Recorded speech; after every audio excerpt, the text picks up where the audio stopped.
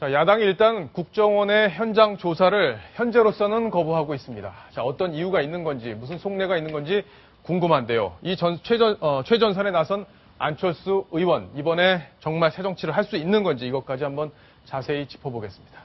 자, 일단 이 문제에 대해서 야당에서 지금 최전선에 서 있는 분 중에 하나죠. 바로 신경민 의원인데 오늘 새로운 의혹을 제기했습니다. 이 이야기가 맞는지 틀리는 이야기인지 지금부터 분석을 해볼 텐데요. 그 목소리 먼저 들어보시겠습니다.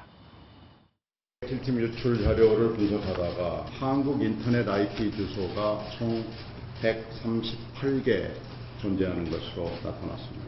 KT, 서울대학교, 한국방송공사 같은 공공기관, 다음 카카오 같은 일반 기업들도 있습니다. 컴퓨터를 무차별적으로 해킹했을 가능성이 대단히 높습니다. 신경민 의원의 마지막 얘기. 국내 컴퓨터를 무차별적으로 국정원이 해킹했을 가능성이 매우 높다. 네. 이런 말 분명히 한 거잖아요, 지금. 네. 자, 그러면 이 해킹 자료에 대해서 신경민 의원이 자료 내놓은 거를 유병수 팀장이 좀 알기 쉽게 정리를 다시 한번 해주시죠. 간단하게 말씀을 드리면 네. 이탈리아에 소재하고 있는 해킹 회사를 해킹한 자료를 보니까 네. 자료를 분석을 해보니까 어느 특정한 시점에 한국에 있는 각 기업이나 공공기관과 그 대학교 이런 여러 가지 IP가 발견이 됐다는 겁니다. 예. 그러니까 이탈리아 해킹팀, 국정원과 계약을 맺은 이탈리아 해킹팀에서 이 한국 IP, 한국에 있는 여러 기관들을 접속한 게 아니냐. 그러니 국정원이 주장했던 20명분의 이런 그 감청 프로그램이 거짓이다.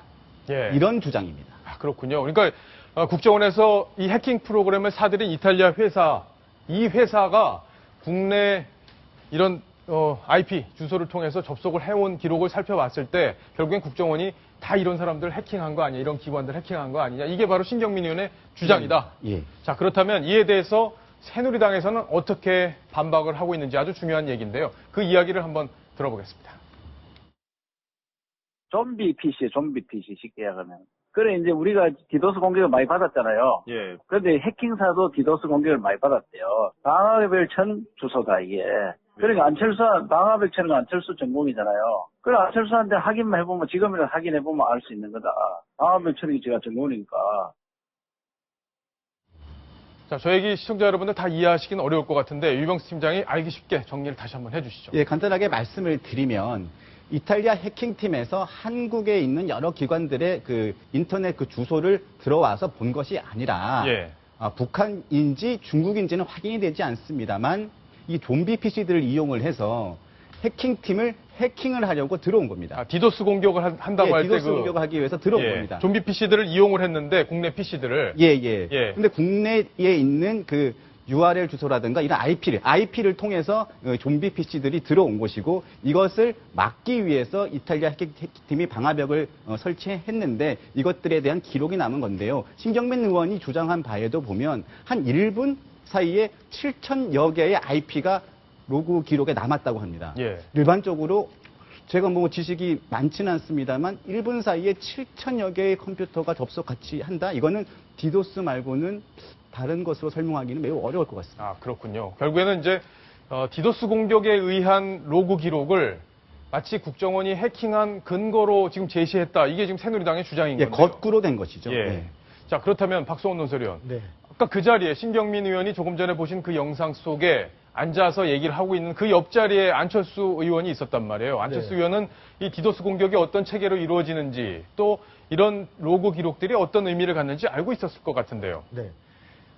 지금 저 의혹을 제기한 신경민 의원조차도 이것이 국정원이 직접 말하자면 IP를 접속했다는 증거는 아니다.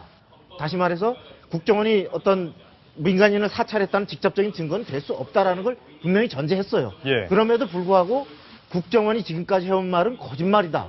라고 다소 그 앞에 전제와 결론이 안 맞는 논리적 비약을 얘기했는데 저럴 때 바로 그 안철수라는 그 정보보안 전문가가 이번에 그 조사위원장을 당해서 맡긴 것도 말하자면 전문가로서의 신뢰성을 부여하기 위한 것인데 그렇다면 이것은 기술적으로 이 자체가 어떤 국정원이 어떤 그 민간 사찰했다는 증거가 될 수 없고 단지 어떤 우리가 이 부분에 대해서 파악이 필요하다는 얘기다. 이렇게 기술적 설명을 해야 되는데 그것을 가만히 있었다는 얘기는 묵시적으로 말하자면 그 권위를 이용해서 그것을 인도하는 말하자면 보증하는 역할을 하고 있는데 예. 안철수 의원이 지금 이런 식으로 만일에 그 조사 활동을 계속한다 보면 당의 신뢰도도 떨어지지만 본인이 그 기술적 전문가로서 이번에야말로 국민의 삶에 이바지하는 싸움을 해보겠다라고 하는 말이 도대체 정말 기술적인 얘기인지 아니면 정치 공세를 위한 것인지 국민들이 판단하게 될 것입니다. 예.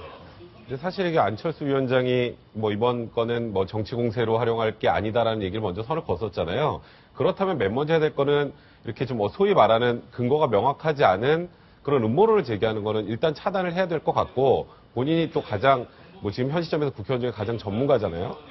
그렇다면 뭔가 더 확인을 해보고 이런 얘기를 해야 될 것 같다는 생각이 들고 그 다음에 일단 국정원의 자료를 공개하면 그 부분을 보고 자료 공개가 미진하다면 어떤 부분이 미진한지 그 미진한 부분을 통해서 정확하게 전문가적 식견을 가지고 문제 제기를 한다면 그렇다면 예의가 되겠지만 예. 지금 아직 공개를 한다는 것 보기 전 단계에서 그냥 이런 자료들 이탈리아에서 나온 이런 IP 주소 몇 개를 가지고 마치 국민들 모든 컴퓨터를 뭐 국정원에서 보고 있다라는 거는 자칫하면 소위 말하는 국정원이라는 조직 자체가 물론 많이 신뢰를 잃긴 했지만 굉장히 중요한 조직이잖아요. 예. 그러니까 국정원의 조직, 뭐 앞으로 우리나라 국가 안보를 위해서라도 굉장히 바람직하지 않은 상황이 아닌가라는 생각이 좀 듭니다. 예.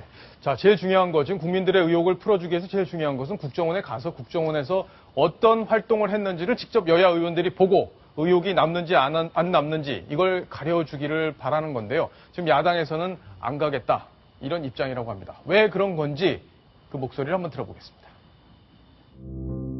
관련자에 대한 정보위 또는 국회조사 특위 차원의 청문회가 이루어져야 합니다. 국정원 현장 조사는 이러한 선 조치들이 이루어진 후에 확인해도 늦지 않습니다. 국정원 현장 검증을 하기로 여야 간에 합의를 했는데 야당에서는 차일피일 미루면서 시간을 자꾸 끌 것 같은 그런 인상을 주고 있습니다. 하루빨리 이것을 종식시킬 수 있도록 야당에서 협조해 주시기를 당부드립니다.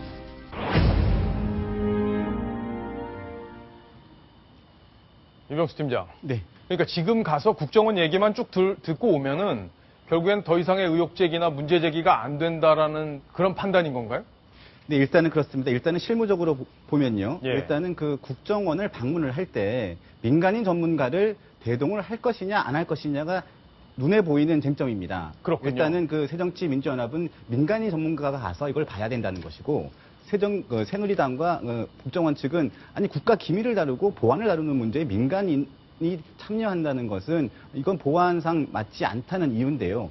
저는 솔직히 말씀을 드리면 이거보다는 정치적인 계산이 있지 않는가라고 봅니다. 예. 아까 신경민 의원이 얘기한 그 로그 파일 부분도 있지만 이것은 40GB 정도가 이탈리아 해킹팀에서 해킹된 자료라고 하는데 그 중에 일부 부분만을 가지고 지금 이런 의혹을 제기했습니다. 제가 보기엔 단막극이 아니라 연속극으로 총선 때까지 쭉 끌고 가면서 계속되는 의혹 제기를 하고 뭐 국정조사라든가 청문회를 요구하면서 여러 가지에 대한 국정원 사찰 논란을 계속 불을 지피기 위한 예. 그런 전략이 아닌가 이런 생각이 듭니다. 자, 박성훈 논설위원께 마지막 질문 하나 드리겠습니다. 지금 안철수 의원이 지금 이 진상조사위원장을 맡고 있는 거잖아요. 근데 안철수 의원이 그동안 새정치를 계속 주장했지만 새정치 본인이 보여준 건 사실상 없다. 이게 국민들의 판단입니다. 이번에 안철수 의원이 전면에 나섰는데 이 여러 가지 얘기들이 나오고 있습니다. 시청자분들 중에는 이런 말씀을 하시는 분들도 계세요. 과연 이게 뭔가 딱 떨어지는 얘기가 나올 것 같으면 과연 이 좋은 걸 안철수 위원장에게 줬겠냐 이런 얘기도 나오고 어떻게 개인적으로 판단하십니까? 그 안철수 의원은 이 시점에 소위 얘기하는 정치꾼이 아니고 전문가답게 행동을 해야 됩니다. 지금 많은 그 IT 전문가들이 지켜보고 있습니다. 이 상황을. 예.